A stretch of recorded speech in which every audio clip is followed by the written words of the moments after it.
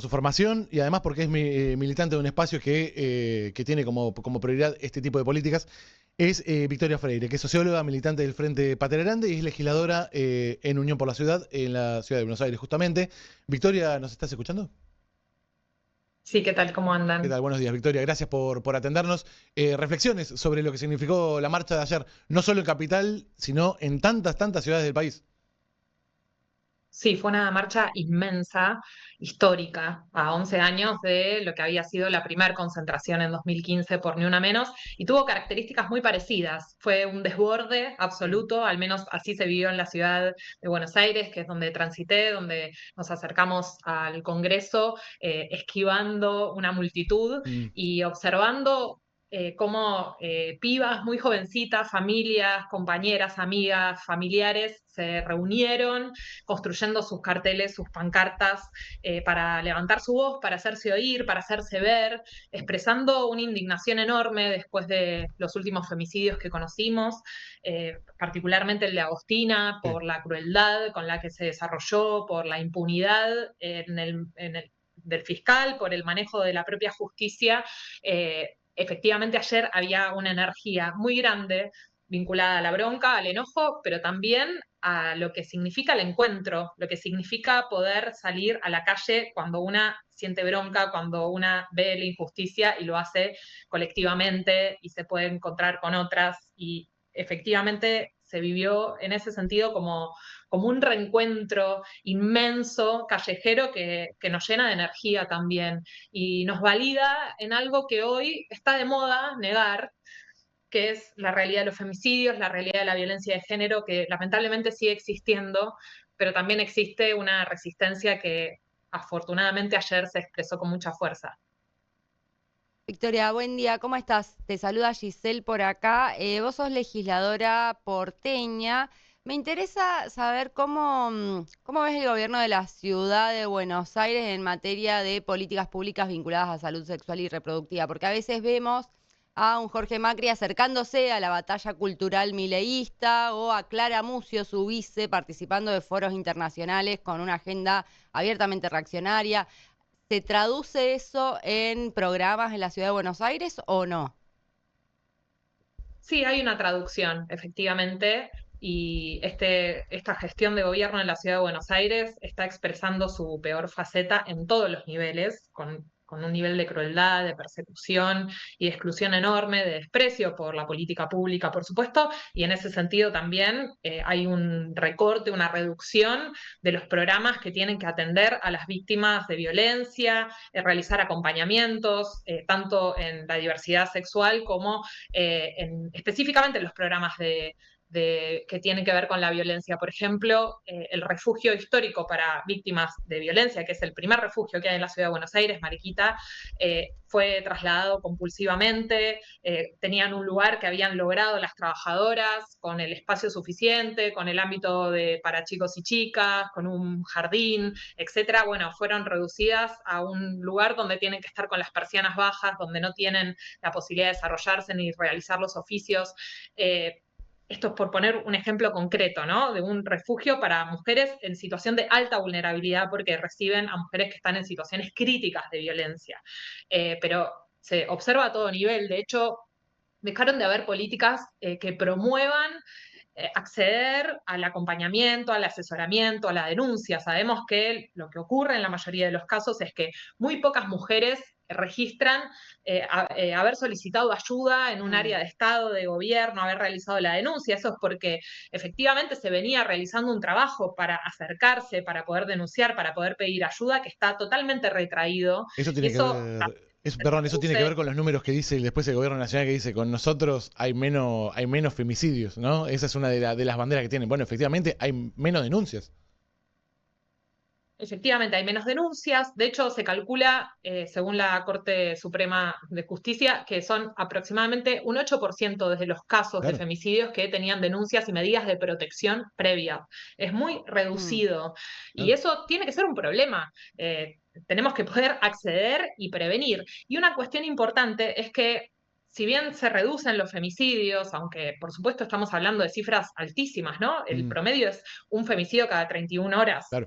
Nos tiene que preocupar, no importa si varía levemente o no respecto de años anteriores, pero hay un aumento de la tentativa de femicidio y eso también es importante registrarlo, porque efectivamente el femicidio es una expresión extrema de una violencia que existe a distintos niveles y que perjudica la vida de las mujeres y de las diversidades en distinta medida, siendo su expresión más extrema y más brutal, pero existen otras formas de violencia. Y si no podemos comprender eso, y si no podemos comprender, como decían los carteles ayer, que cada 31 horas no solo hay un femicidio, sino que cada 31 horas hay un femicida, No, ¿no? Se ejercita la violencia. Si no podemos comprender eso y en qué sociedad se inscribe, bueno, difícilmente sea posible avanzar y cambiar, ¿no? Cambiar de fondo un nivel de crueldad y violencia que expresa una desigualdad histórica, pero que tiene esta cara y esta faceta brutal, ¿no? Que es,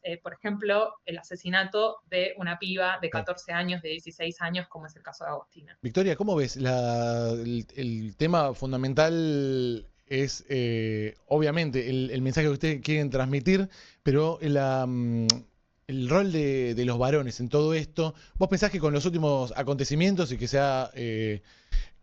por suerte esto vuelve a estar en la agenda a pesar de lo macabro que son los hechos que estás describiendo? ¿Crees que hay una posibilidad de poder entablar ese puente que muchas veces se corta con varones que más o menos la ven, ya ni siquiera te estoy diciendo, del otro lado de la vereda? Que obviamente cuando los varones de este lado se callan, hay un discurso que es más fuerte del otro lado. Pero pensás, ¿cómo es tu pensamiento sobre cómo el tratamiento con los varones? ¿Qué estás viendo? Bien, bueno, siempre se habla y se cuestiona la complicidad, ¿no? Sí. Y así como puede existir una complicidad machista, una complicidad que tolera la violencia a distinto nivel, como decía, ¿no? Desde escenas de celos posesivos hasta expresiones de violencia extrema, a la vez que es posible que eso se naturalice socialmente entre varones, también se puede construir una complicidad positiva, es decir, cortar el mambo, Claro. plantear otra manera de ver, construir una forma diferente de existir y de construir vínculos en esta sociedad. Yo confío en que eso es posible, pero para que eso sea posible, tiene que haber un proceso de reflexión muy fuerte y de colectivización de esa reflexión. Tiene que haber una valentía y sobre todo una movilización muy fuerte. Ayer lo que se vio en la marcha es un nivel de indignación y de vitalidad en la indignación, de fuerza por construir una perspectiva de vida en el contexto de crueldad, que es lo que nos moviliza y es lo que debería movilizar al conjunto de la sociedad para replantear estas cosas. ¿Cómo es posible que una pibita sea asesinada, ¿no? ¿Qué hacemos? ¿Cómo podemos preguntarnos eso y darnos respuestas que nos hagan responsables de movilizarnos, de romper una naturalización, una normalidad donde esto no debería poder ocurrir? No deberíamos soportar ser parte de una sociedad que tolere este tipo de expresiones. Y afortunadamente en nuestro país podemos ser orgullosos y orgullosas de que existe un movimiento capaz de ponerlo en cuestión, de movilizarse y de plantear que hay otra salida. Y yo creo que eso es muy importante, que es asumir que existe una alternativa de ser diferente y que es posible romper con esos mandatos y esas formas de complicidad que son perversas, son tremendas, son violentas, son agresivas y que generan consecuencias terribles, ¿no? A distinto nivel. Y me parece que el feminismo tiene mucho en ese sentido para enseñar, a pesar de que ha sido cuestionado enormemente, y eso también tiene que llevarnos quizás a una reflexión, ¿no? Que esta idea de que nos pasamos 1000 pueblos, bueno, sí, vamos a seguir haciéndolo porque necesitamos hacerlo, porque siguen habiendo femicidios y travesticidios en nuestro país, porque hace 2 años en la ciudad de Buenos Aires un tipo tiró una molotov a una pieza donde vivían 4 lesbianas y mató a 3 de ellas. Tremendo. 3 mujeres muertas de las cuales nadie habla, porque efectivamente eran lesbianas, ¿no? En este contexto vivimos y este contexto nos tiene que indignar y movilizar profundamente. Afortunadamente tenemos la fuerza de la movilización de ayer para saber que estamos transitando un camino que está vivo, que existe, que está presente y que los carteles decían muchas cosas ayer, ¿no? Decían esto, a cada 31 horas hay un femicida, y también los carteles, muchos carteles decían, vengo a gritar por las que ya no tienen voz. Y esas compañeras, esas pibas, esas mujeres están presentes entre nosotras. Y fue muy conmovedor también ver a familiares llorando a sus víctimas con sus carteles, Los vimos, sí. Los a pasamos sus recién. nombres, de sus hijas, de sus hermanas, de sus primas, teniendo un lugar colectivo para abrazarse y para duelar en conjunto. Y eso me parece que también es muy valioso en un país que reivindica la memoria, que se moviliza por sus desaparecidos, por sus desaparecidas, en contra de toda violencia. El feminismo se inscribe en esa historia de lucha y va a seguir saliendo a la calle para reivindicar y levantar la memoria de todas estas pibas. Victoria, una de las cosas que dijiste me da el pie para preguntarte específicamente por estos debates dentro del peronismo. Hay un sector del movimiento de mujeres que se siente un poco molesta con esta idea de que fuimos parte de la narrativa del Frente de Todos, después nos pasamos 3 pueblos, incluso hubo muchas críticas por parte de sectores del peronismo al movimiento de mujeres, que si fue demasiado progresismo, si no, digo, eso está muy presente por lo menos en el plano mediático, en el plano de la discusión partidaria donde estás vos, en las mesas donde vos te sentás. ¿Esas discusiones aparecen y cómo? Sí, yo creo que vuelven a aparecer, que están presentes, ¿no? Pero efectivamente en este último tiempo, también resultado de un clima de época, hay un retroceso que se observa a distinto nivel, ¿no? Un retroceso en la cantidad de mujeres en espacios de representación, de diversidad, es un retroceso en las políticas, un retroceso en la agenda pública, cuánto hablamos o no de la violencia de género, cuánto hablamos de los femicidios. Afortunadamente hay quienes seguimos insistiendo, ¿no? Porque tenemos una convicción que va más allá de los contextos, si está de moda o no está de moda hablar de estas cuestiones.